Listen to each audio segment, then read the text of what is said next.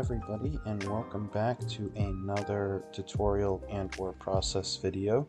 Today we're going to talk a little bit more about how to make statues here in Minecraft. It's a bit of a hard one, but we'll do our best to show you how we get that done. So if you enjoy the content, be sure to like and subscribe, comment any questions and or possible tips you have for me, and let's go ahead and get started. So we start off here with a wireframe created from the statue over here, so that we have our proportions kind of roughly accurate. We're going to modify this a bit following a set of rules, and I'm going to speed up the process of doing that real quick. So for this, the rules that we want to follow is we want to make sure that we have relatively straight lines and very tight curves. So like here where we start marking out where the bend in the leg would be, and then we're going to start making this knee here. And with that knee, we're going to keep it in a relatively straight line and keep that curve downwards really tight to make sure that that fits in. Then we move into the foot, and we have to try out a little things. A lot of this is just playing around with the framework to get kind of that shape that looks relatively natural and matches with normal anatomy here. Now, the second leg that we work in here after I clean up this bit here is a little bit harder. And you'll see me making adjustments to keep that straighter in the background there. But the second leg is a lot harder because of how you think about someone who's kneeling has their leg.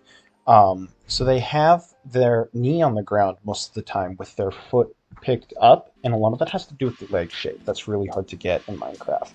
So when making this frame, I struggled quite a bit in getting that quite right, and you'll see that here as we keep adjusting things here in the background.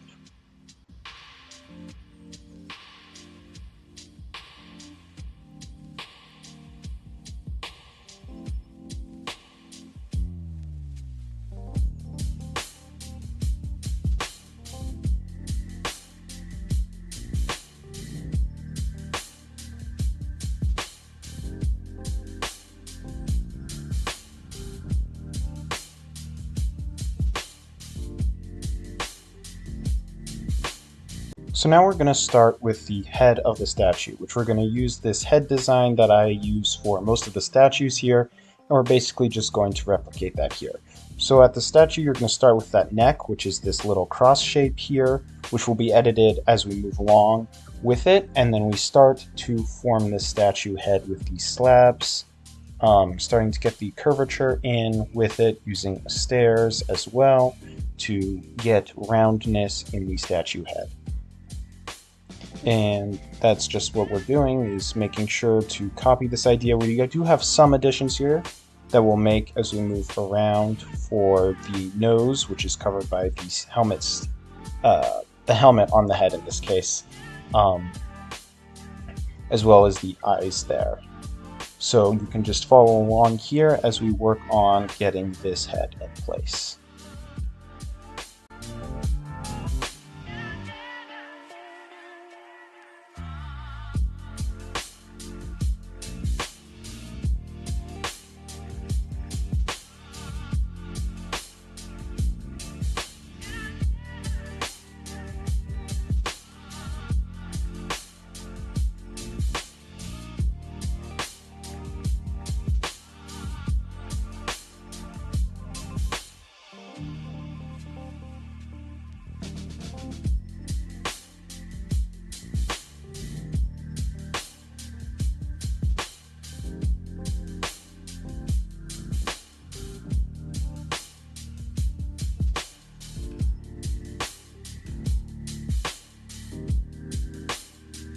And from here, we're going to start rounding out the back of the head now. And for the most part, I don't need to worry about the previous head that we made there. We just do our best to kind of round it out and make it look balanced with the front of the face, which can be a bit tricky, but again, it's one of those things where you really need to try and just experiment with things, work with the roundness using those stairs and slabs to figure out how to make it work. And also using just kind of like small circles in this case, to experiment with that roundness. Here you'll see I realized that I made the back of the head a little bit small, and so I'm kind of trying to figure out what to do about that to make it look more natural, which I did kind of figure out that. This is also a good point for me to mention that it is always a good idea to kind of get some reference pictures for your statues to kind of start to get an idea of what you want them to look like. And you can vary around from those in a lot of places. And you see me trying to think about where I want to start out working with it here, and then going and looking at the shoulders of my prior statues to remember how I want to do this. And then we start here now with those shoulders, trying to figure out how to make that shape, kind of getting a little bit of the chest there just so we can kind of see the shape a bit better. And the shoulders can be hard because they kind of vary based on arm positions. So a lot of the work we do here at the start with the shoulders is going to change in the future as we really look at how our arms are positioned, which will be holding a sword out in front of them, stabbing it into the ground, which we will get to later. So here there's just a lot of trying to figure out how to make it symmetrical. So you do want relative symmetry for most of this, especially because the arm positions are going to be very similar. However, if you are confident in your ability to do these organic structures without symmetry, that will generally add to the build. Here, working with the chest, we are just kind of getting that sort of round area of the chest worked on here, as well as a bit of the shoulders further, just to start being able to see what we're actually looking at here, instead of just the kind of floating nonsense that we had before. It takes a lot of trial and error, and we're going to expand on this later when I realize that I actually need it to come out more than it does.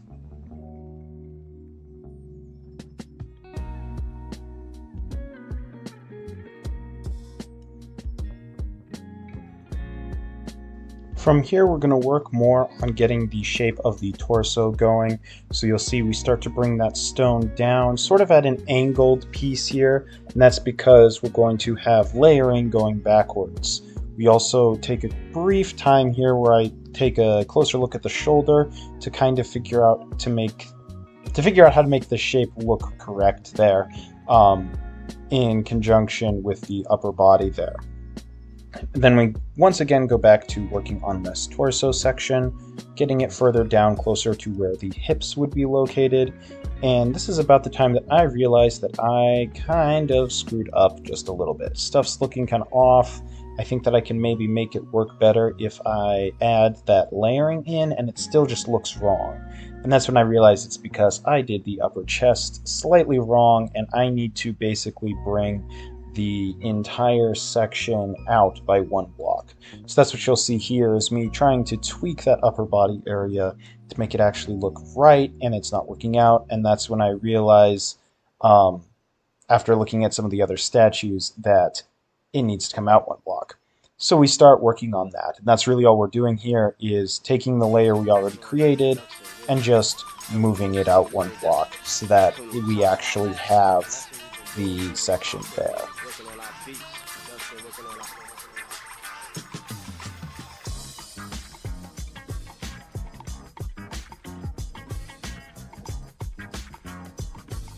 So from there, we just start working on bringing that full layer out and redoing that initial outcropping that we had in the statue here, but now a little bit smaller and a little bit different because we have it coming out one more layer than we did before. And again, just smoothing everything out with stairs and slabs to make it kind of have that curved shape that we would normally see in anatomy that we just kind of don't have. And you'll see me play around a lot with the shape now here, trying to figure out how to make it work out and actually have the hip bone kind of more emphasized as you would see normally, as well as getting ready to actually look at how the legs would function. And then it's back to making those small adjustments to it. This is where you'll see that I'm breaking symmetry a lot more with the statue, specifically to pay attention to how there could be those slight differences, and you wouldn't normally see perfect symmetry, not only in statue carving, but also in anatomy. And so we just have a lot of those minor fixes going on as we try to nail down the actual shape that we would normally see, as well as giving myself more space for building different parts. Now, when we start working on the leg, I'm just going to start by basically putting stone on all sides of the wireframe that we made earlier, and then doing a little bit of extra work on carving out and getting the curves correct, as well as thickening up the upper part of the leg so that it is thicker than what will eventually be the lower part of the leg. And then we just continue making that area of covering all the wool on all sides, except for that lowest block, because that marks the lower spot of the foot. And then again, just a bunch of adjustments here, trying to work on making it thicker and actually work out with the shaping. And it just keeps going like that with these adjustments, and stepping back and looking at it to figure out if it looks the way we want it to or not, and just continuously working like that.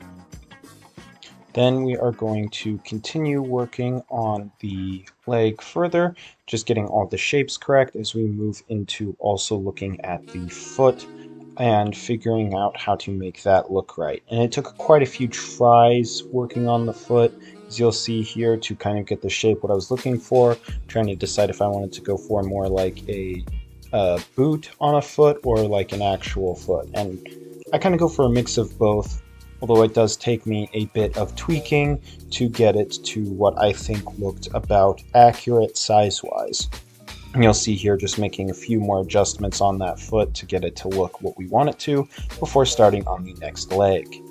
And here I just start with the same sort of process, but I'm starting with the foot this time to figure out how I can fit that in, because I realized that if I were to fit it the way I did before, the foot would be way too small. And then we just have to work on replacing the purple wool because of how low it is to the ground, and if I'm actually going to make the same shaped leg, then it would need to be built up rather than around the purple wool. And then other than that, it's just the same starting process of surrounding that purple wool on most sides. But with this one I had to make some replacements because for the positioning of the leg, it came out a bit too far from where the actual torso of the body was. So I needed to sort of move it a little bit closer. And that's where you need to make sure you don't treat your wireframe as completely perfect, and instead think about how it interacts with the rest of the build and making adjustments as necessary. And then from here you'll see me just start to make some adjustments, as well as starting on the lower back region here, which is sped up because it's a lot of just kind of block spam to try to figure out how to get the shape to look round and neat and anatomically correct.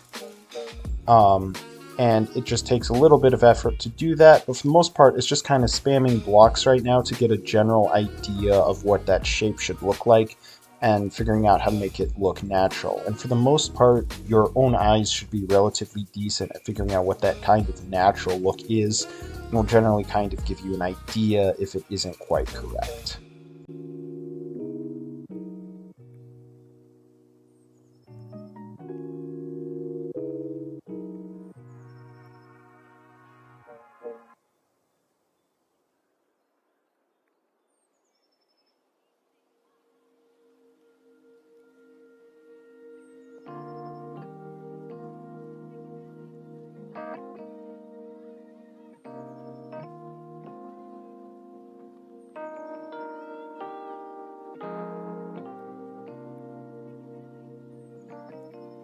So here we just are making more adjustments to make it so that that foot on this leg appears bigger than it really was when we first made the statue.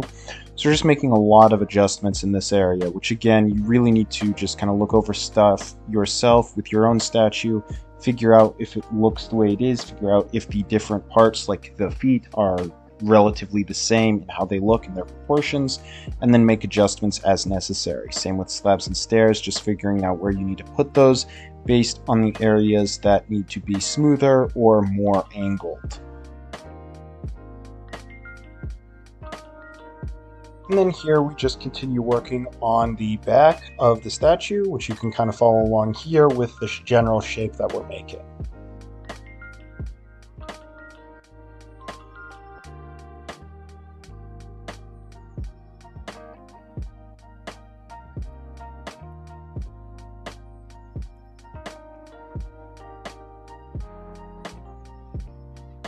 Hey, real quick, before we get to the rest of the video, I wanted to thank you all for the 100 subscriber achievement that we reached not too long ago. I really appreciate all of the support that's brought us now to around 118 subscribers on the channel.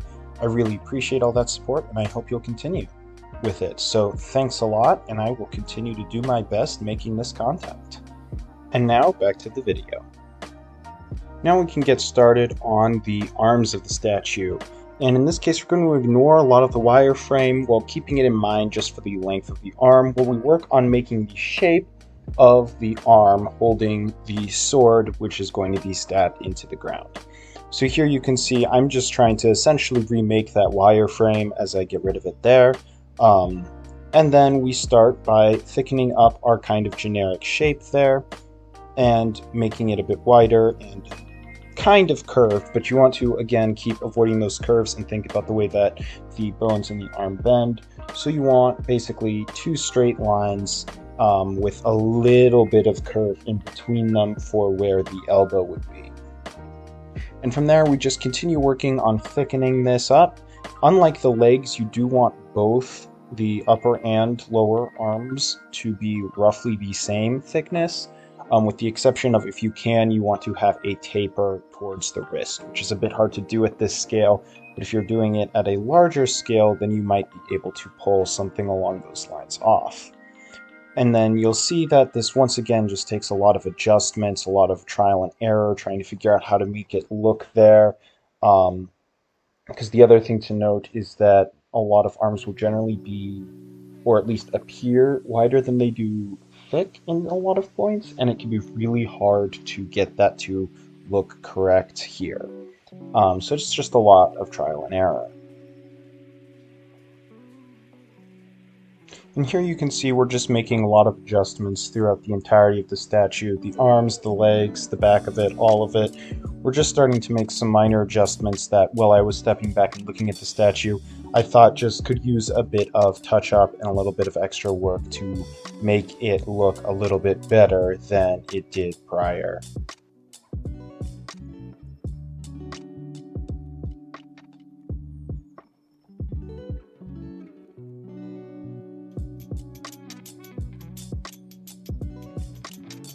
For this other arm, we're going to do very similar to what we did with the first arm, so I won't fully re-explain it, but we do something a little bit different here. Because to hold the sword, the hands need to be one higher than the other. This arm we're actually going to design specifically so that it comes in just below the other arm, which means that unlike what we would normally do where we would just copy and flip it, in this situation we're going to redo the entire arm because it has slightly different positioning. Like I mentioned earlier with the shoulders, in this case the shoulder for this arm needs to be slightly lower down than the other one because of how it's being held.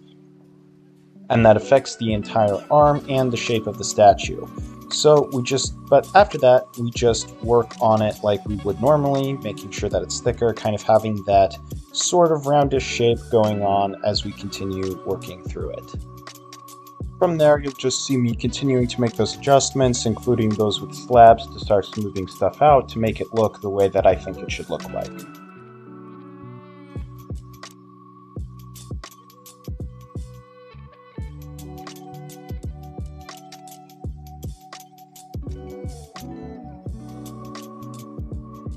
Now we get into the really fun part. So here we're going to take a line out so that we can start making the sword. And here you'll see me starting by just making that handle, and then we have to start making the hands. And hands with these statues are really hard. I generally try to make them with a selection of stairs and slabs to form kind of clumps of fingers, if you will. But then, like I mentioned earlier, you have that point where it needs to get thinner for the wrist, which is really hard to make at this scale, as well as keeping the hand shape kind of accurate and making it so that the slabs that are representing the fingers actually wrap around and don't just kind of stop halfway or something weird like that. And it can be really tricky, so I encourage you to just kind of experiment around with it, take shortcuts if you need to, figure out what you think looks good, and work with that. And if you need to make it so that there's less finger shape going on, that's perfectly okay. It can be really hard to get it to a point where it actually looks like there's a hand and a wrist, and without it, it can just look really weird.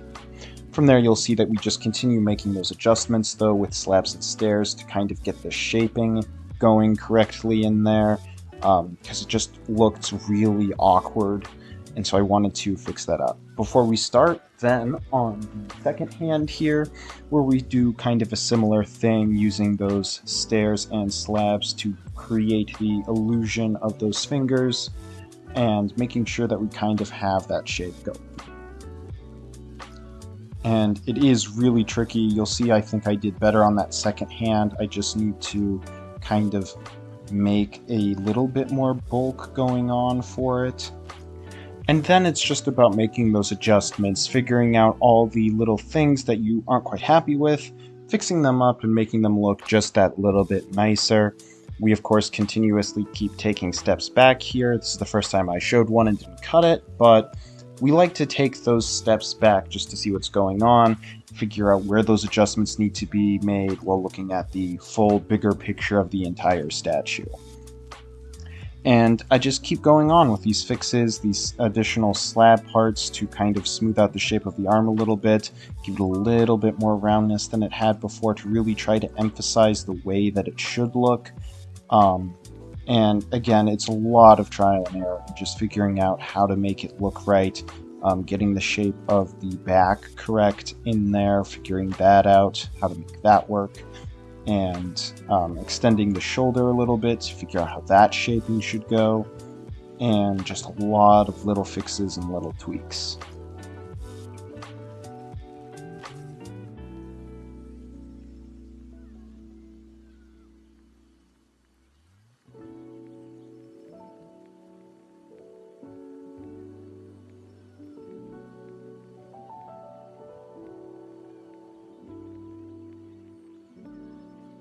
And then here we just do a little bit of work on the sword hilt by extending it out in a line and then angling it a little bit. But then I realized that I'm not entirely sure what I want to do, so we are going to take a break and start working on the armor instead of the sword. So we start here with the helmet, and sorry that it's all sped up, but we lost the replay mod file, and at least for this section, most of it is just covering the space anyway, so it's relatively sped up for that purpose. But here on the helmet, we're just really kind of trying to make the shape of sort of like a dragon skull helmet here. So you'll see me put in a lot of stairs and slabs to kind of make this angled, bony kind of look, almost as if it was carved from a dragon skull.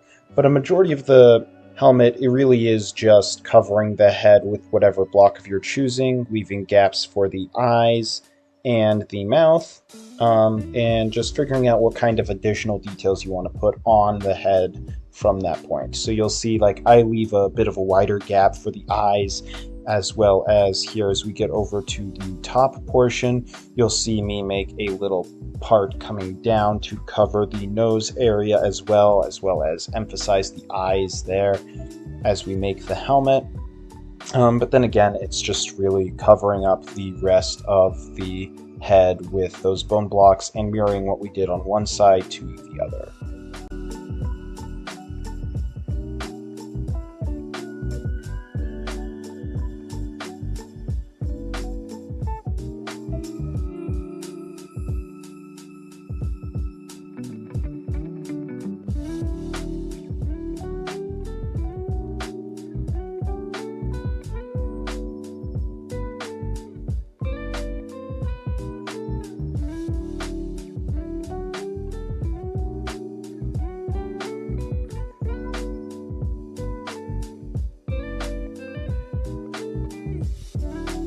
Then here we start working on the horns for the helmet, which is a little bit of an interesting task, but if you watched the bones and skulls tutorial that I made earlier, it's a very similar process to the horns from there, and a lot of just the same thing, kind of making that kind of straight, kind of curvy line, but not too curved there.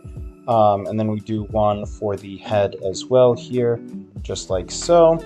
Figuring out those angles and using the slabs and stairs to make it a bit more sharp and pointy than it would be with just regular blocks.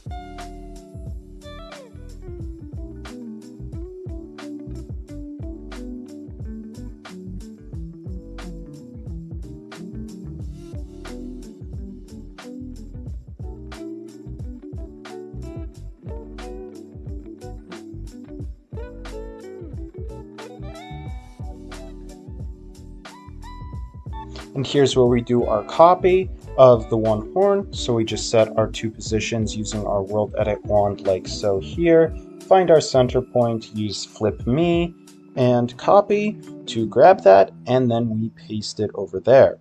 From here, we're going to start on the armor, and I do apologize if it isn't the most enthusing thing to watch. A lot of the armor here is just going to be covering up what we already built, so I've sped it up to 2x speed, so you don't have to watch all of it. In this case, don't be afraid to replace some of these stairs you may have put in earlier to kind of help it smooth out a little bit better. But for the most part, your goal is just going to be to cover everything that you already built with blocks. It's a bit different for arms, and we're going to go over the way that I avoid that in this statue, although there are other ways to do it as well.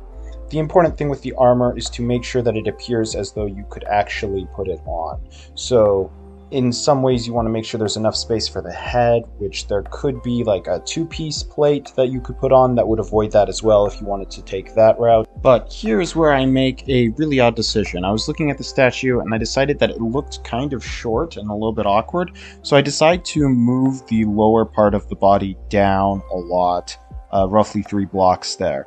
But then from there we just work on continuing to expand the armor to fill the rest of the body, which again we keep relatively well sped up just for the sake of time, because it's really simple, just again covering what we can see of what we already built and filling in that hole we created. However, here we make a little bit of a different thing. We create sort of like a shoulder pauldron, I believe they're called here, just to add a little bit of extra detail and prepare for the way that we're going to handle the arms.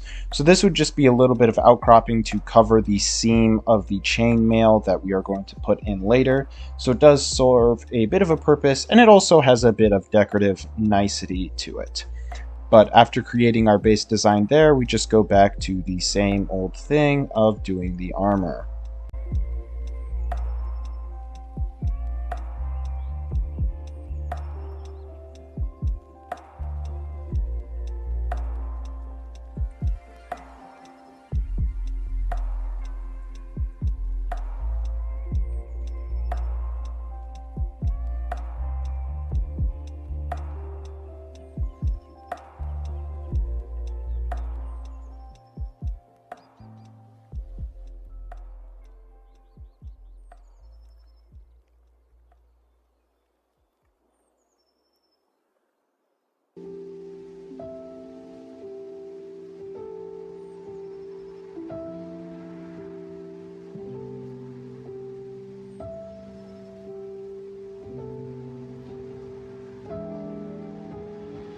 Here we start working on the belt for the statue. I think these are always a good thing to add. It adds a little bit more realism to the statue and also helps you define the proportions a little bit better and add some extra details for what will be our chain skirt, I guess, for lack of a better term, that we'll be adding here just in a second. Which you'll see starting now, we have our diorite going in for that sort of design that we're going for.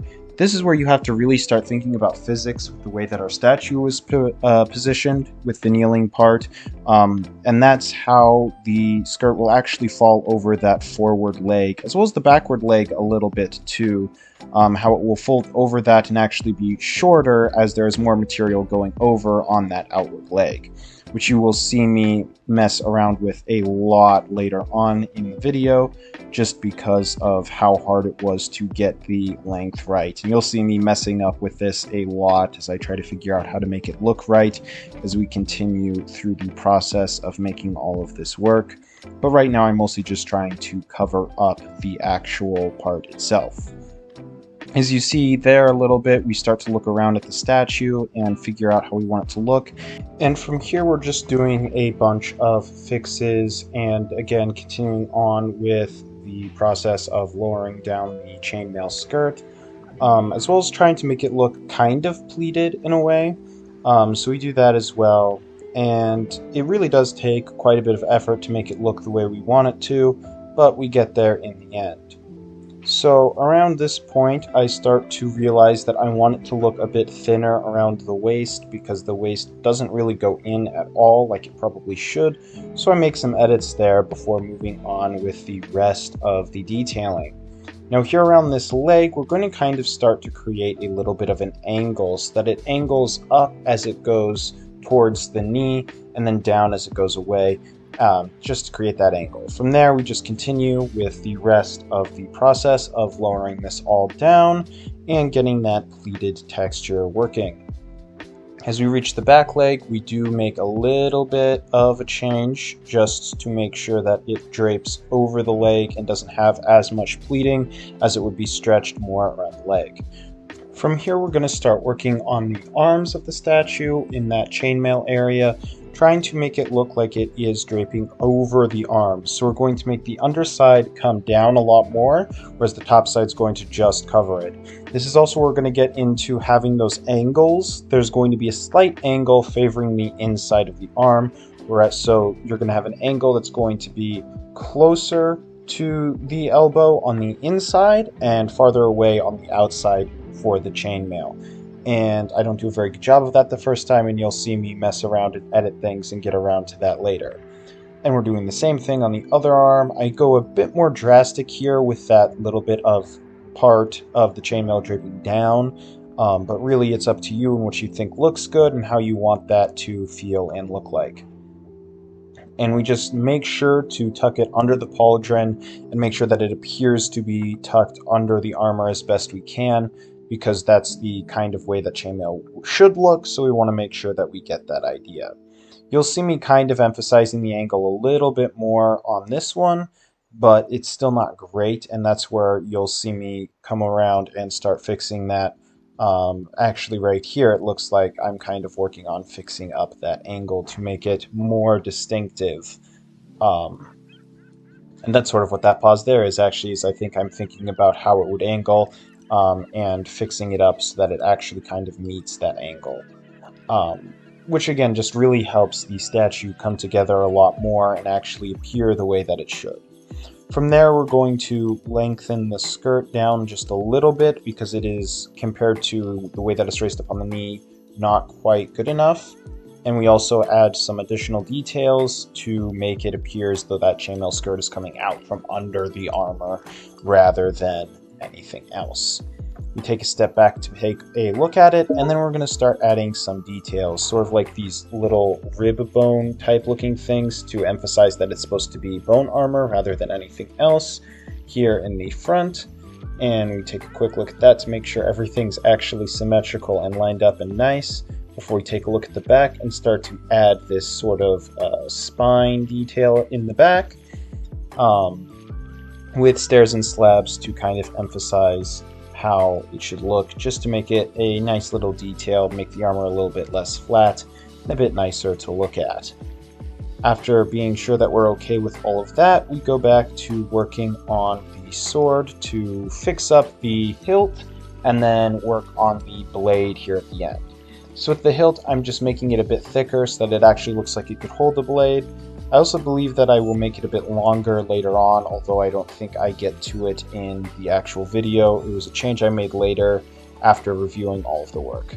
So here with the sword, you see that we do just basic cobblestone sword with walls to make it appear as though it has more of an edge.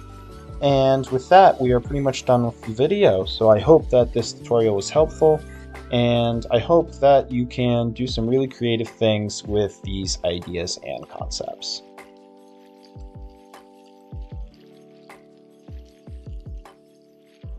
Alright, well that was quite the journey there building this statue. Hope you enjoyed, hope you figured out what you were doing with building statues in Minecraft.